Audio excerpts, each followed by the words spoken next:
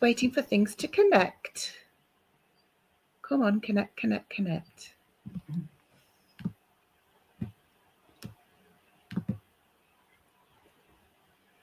Okay, I'm live on Facebook. I'm just trying to connect to Instagram and it's not working. Oh, great. It's all right. I might have to share it to Instagram afterwards. 1 second. Just hold on for one moment. The tech. Hopefully this will give us time for people to find us. Yeah. Okay.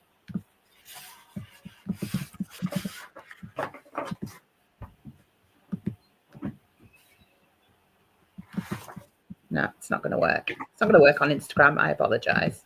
Oh, what a shame. Do it without. Oh, I was copying and pasting the wrong bit. Hang on. No, it's not going to work. Okay. No. Okay, never mind. We're live on Facebook. That'll do for now, and on YouTube. So just whilst I'm getting us shared in different places, I'll do a quick introduction. So hello, everyone. Thank you for joining us. If you're joining us live, apologies for the minute and a half of me going, what have I done wrong? My name's Heidi. I'm the founder of Task Matters. And I, as part of my work in the field supporting parents and carers in neurodivergent homes, bring professionals to meet you who do amazing things that might be able to support you. And one such person is the lovely Kim, who is with us today.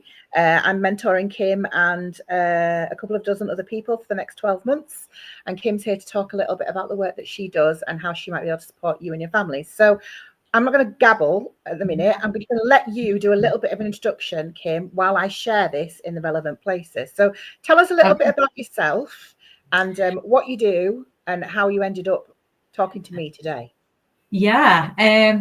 So my name is Kim. I am the founder of Always Learning, a company that I set up about 12 months ago on the back of me coming out of my full-time career. And the reason for that was to take my son out of school, which I'm sure is a very familiar story for quite a lot of people here. My previous career was in corporate learning and development, worked for a large organisation. I managed apprenticeship and graduate schemes, so a lot of further education, a lot of vocational qualifications. I educated myself with Heidi's help many years ago. She was one of the first videos that I watched to educate myself about EOTAS and the SEND system. I've been battling for a long time for my son. All of that kind of came together, and it felt really natural when I came out of my full-time role to put the two together. And set up a support system for neurodivergent SEND or children that are out of school as well, through choice, through home education, which is what I did for quite a while with my son, and bring those two things together, which meant that I could offer children the support to provide achieve accredited learning and then see them through a pathway into further education and careers. So you've got that lovely mix of lived experience, a parent in a neurodivergent home, mixed with like a really successful previous career in learning and development. And you've brought those together to put together something for parents and carers who have home educated and or EOTAS young people, or people who are not on a traditional education route, right? That's kind of like and I like that term, not on the traditional route, because my offering isn't traditional. I don't call myself a teacher or a tutor. I call myself a learning mentor because I'm here, to kind of support them. My pedagogy is not kind of teaching and tell. It's about collaborative working together. It's not traditional. I do a lot of what I do is kind of structured to the home education where parents and children like to study together, or they can kind of come and study with me as well in small groups that are absolutely so friendly, so amazing. My learners are fantastic. So yeah. And what kind of age children and young people are you working with? Yeah, so I kind of picture kind of like 13 plus. So the 13, 14 mark is where I kind of see children starting to think about what are some of the next steps that we're going to take and how do I get there.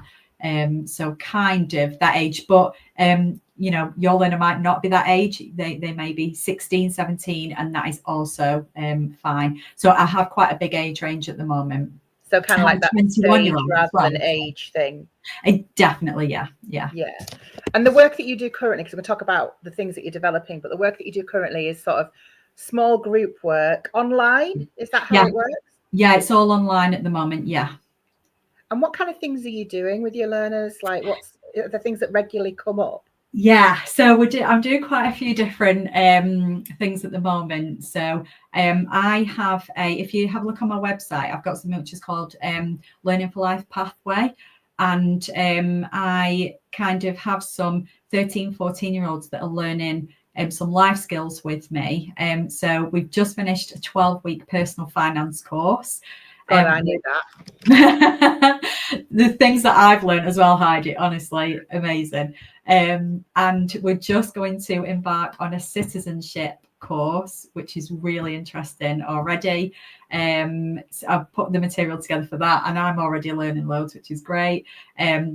So yeah, the kind of like real life skills. I'm doing some employability skills as well at the moment, and supporting young people to build their CVs. But yes, the Learning for Life pathway takes them through up to getting a level 3 qualification as well in personal effectiveness. And in old money, that's like, what's level 3, Theo? A level. In old money, that's A level. Yeah. In old money, it's A level. Yes, yeah. It's a really good qualification to have, and it holds you CAS points. So it takes you through to if you do want to apply for university or whatever that might be. So it's kind of an alternative to GCSEs. It's a way that's a little bit more bespoke for the learner. Yeah. And the kind of things that you're talking about are not necessarily academic as such. Yes. They're much more those, I don't like the word soft skills, but they are those kind of like everyday life skills. Yeah, the life skills, that's the thing that they don't actually teach in school. So it's an advantage that we have where our children are not in school, that we can teach them these things. And I have so many conversations with parents that are like, oh, well, it's all well and good that they're pushing for them to get their GCSE in English and maths, and that has value on different levels, but it's no good if they can't go to the shop and buy themselves some groceries, or they can't plan a meal, or they can't take public transport, or they don't know how societal rules, inverted commas, work, or they don't understand their place in society. And that's the stuff you're thinking about, right, with these programs? Yeah, definitely. Yeah. Amazing. So how does that work in terms of, like, at the minute you work online, and I know we're going to talk about a bit in a minute about the other things that you're working, but how do people come to you? What kind of families come to you? Yeah, so I have a little bit of a mix at the moment, probably about 70-30. So 70% are probably home education, and then a few are EOTAS as well. But I have a couple of other people that they've kind of finished their high school education, and they're a little bit older, so kind of 17, and struggling to get into careers as well. So it's a really kind of big range, really. But yeah, a lot of mentorship and online, connecting. I forgot your question, Heidi. Sorry. No, like what I was asking, like you answered it. What kind of families are coming to you? That's it, families. Thank you. Yes. Yeah. So we've got mainly home education and EOTAS at the moment. Yeah. But there's loads of crossover, right, with like home ed and EOTAS. I mean, I know that people say to me all the time, is EOTAS just home ed? And it isn't. And there's tons that we can piggyback onto the home ed community and vice versa. And 100%. ultimately, in many ways, we've got tons of similarities because yeah, all of us, for various reasons, have children who are not on the traditional education route. And that's like very much where you're sitting, right? Yeah, 100%. And that's what I kind of deliver to my son as well. So my son is technically EOTAS. However, we all know the struggles with the LA. I don't feel like his package yet provides everything it needs to. So we access home education clubs. Yeah. He goes to one that he absolutely loves, and he fits right in. It's, the home education community are so warming and friendly. So yeah, he kind of has that package at the moment where I build some of it, and then we have a bit of a structure as well. So I do think that there's such a wealth of expertise and knowledge, and just things like a lot of the home ed community have done a lot of the legwork, and yes, you'd be a fool not to look at what is out there when you're thinking about EOTAS. And regardless of how it's funded or how it's put together, ultimately it's a bespoke package, and that's what home eders do for their kids, right? So yeah, definitely. Yeah. Do you mind me asking, we didn't talk about this before we came on live, so you can just pretend that I didn't ask if you don't want to talk about this, but what kind of prices do people pay to work with you? Yeah, so because my audience is the home education community, being that parent, so I did electively home educate my son when he first came out of school because I had no option. I understand the struggle of trying to finance that. You haven't got any funding from the local authority, so it's coming out of your own pocket. So I do keep my prices as tight as I can. And I think they're affordable. I think they're low. Depending on what kind of course you do with me, it's usually about £20 for a session. Wow. So yeah, and some of that as well, if I recognise that some of my learners need one-to-one, so we do a group session and they thrive in that and they love it and they love the communication with everybody, and then as soon as they've come off, they've gone, Kim, even though it's there in writing, I can't remember what I need to do. So I kind of have some one-to-one sessions as well there. But that's super accessible as well, right? Because it's a different offer. I know what you're offering is very different to what an online tutor might offer. Yes. And that gives you a little bit of flexibility in terms of being more accessible price-wise. And it means that people can kind of do a little bit more of, well, I could give this a go. It's not going to be exactly expensive. And if my child or the person doesn't engage, I'm not spending a fortune on online tutoring, and that may or may not work for them. And one thing that I always do for that reason, I always provide a free trial for any of my sessions, because I need to know that that learner can connect with me and because my learning is so collaborative, it's not PowerPoint. I need them to be able to kind of feel comfortable in that space. If they don't feel comfortable, then they're not going to learn. So yeah, I always do a free trial for that reason, just to kind of say, do they connect? And I'm quite proud of the fact that I've had 100% of my learners return. So I'm happy with that. I always think it's like anything. It's like any kind of mentoring, teaching, therapeutic relationship. It is about the relationship first and foremost. It's not about the content. Obviously you want to be giving good quality, accredited, recognized qualifications or, benchmarked, however. But the important thing is the relationship, right? We know that for our neurodivergent kids, especially. Yeah, 100%. Yeah. So let's just talk about what else you're working on, because that's how people can get involved with you working right now. Yeah. Do you have capacity to take on families if people want to work with you now in your small group settings? Yeah, I have some spaces in my small groups. So, but only like kind of a few really. I'm kind of coming to the end of some of the groups in May. So I will be starting some new ones as well. So yeah, it's worth kind of getting in touch now, and then we can start a plan for what you might be interested in and taking that forward. And a really good time of year if you've got young people coming out of GCSE year and you feel like they've maybe got a bit of a gap in their skill sets and you want to do a little bit of plug-in for that. That's a good time, isn't it? Yeah, definitely. Yeah. I've got one learner that's needs to get the GCSEs done, and then over the summer they want to kind of do some other stuff with me as well. So yeah, some fun stuff. Yeah. And then tell me about the thing that you're working away on in the background. Yeah. I'm excited. Yeah. So I hope this is going to be useful. But obviously that's all kind of focused on the young people and what I offer and support them with. But I do want to support parents as well in this space. So for example, like I've just mentioned, the home education community is really kind of where I connect with. I want to ensure that parents still have that help and support, even if they can't afford or if their children aren't able to kind of come and connect online and in groups and learn that way.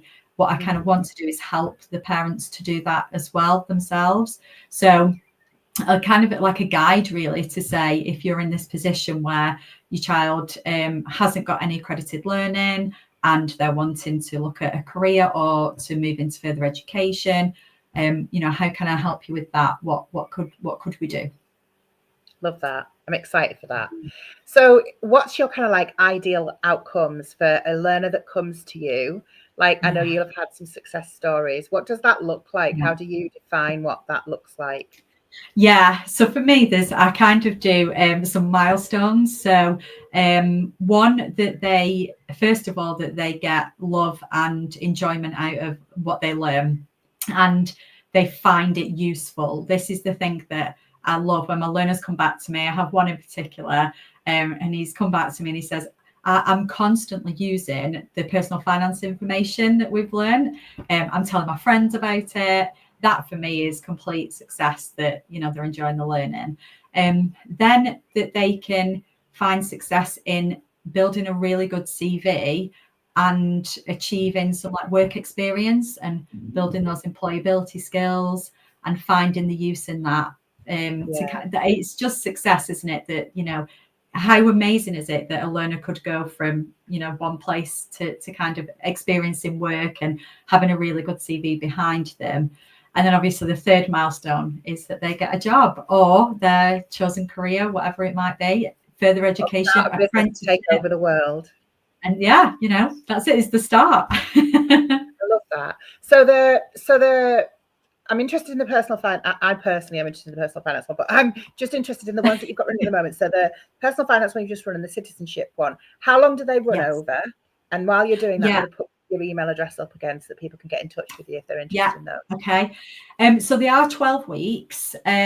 So they are quite lengthy, but so we have a session once a week for an hour. And then if you need to, we then have like a half an hour one-to-one session just to help support that. So the reason why they are 12 weeks is because it's accredited learning. So we try and achieve, so we get 1 credit for every 10 hours of learning that we do. And so, for example, the 12-week course that I've just finished, we got 20 hours of learning through that. So we're getting 2 credits now to take on to our next course and then to build up to our qualifications. Love that. So it's really buildable and like your young learners can see that they're not just having stuff thrown at them and they can see a tangible outcome quite quickly. 12 weeks is quite quickly to feel like, oh yeah, well, I've ticked that off and I've got some credits. And and a certificate, which is great. So everyone loves the certificate. So we are going to be sharing more of your stuff in the coming weeks. I know we are, and I'm going to get to know a bit more about you, and we're going to make sure that we're sending people in your direction. But I just want to make sure people know, if you want to find Kim, the best ways to find Kim on Facebook. So type in all new word ways, new word learning. Please go and give Kim's page some love. Go and give it a follow. If you want to look at Kim's website, it's Always Learning, and it's double L, alwayslearning.co.uk. And if some of what Kim has spoken about tonight resonates with you and you want to get in touch with Kim, you can email Kim at kim.holmes with an L at alwayslearning.co.uk. If you've missed that and you want to rewatch it, I am putting it up on screen so you can see it. But please go and give Kim some love. We want to make sure that we're providing lots of support for people who are working in the sector. I'm a big advocate on people supporting other parents and parent carers who are building their own businesses. And that's why I'm doing this. That's why I'm spotlighting businesses. And Kim's the first one of the new season. And I know you were a little bit nervous, but you've done a brilliant job. I'm dead proud of you. Very nervous. Thank you. So, and if you're watching this on replay, please do drop us a replay in the comments, and please do give this a share, either from my Facebook page or from my YouTube, or if it makes its way onto Instagram, then on Instagram, even better. And do let us know what you thought and what you'd like to know about Kim's work, and we'll both keep an eye on the comments. So thank you for joining me very much, Kim. I'm very appreciative, and you did brilliantly. And yeah, a reminder to everyone, go and find Kim on Facebook. If you don't do anything else, go and have a search for Always Learning on Facebook. We'll see you all later. Thanks for having me. Bye.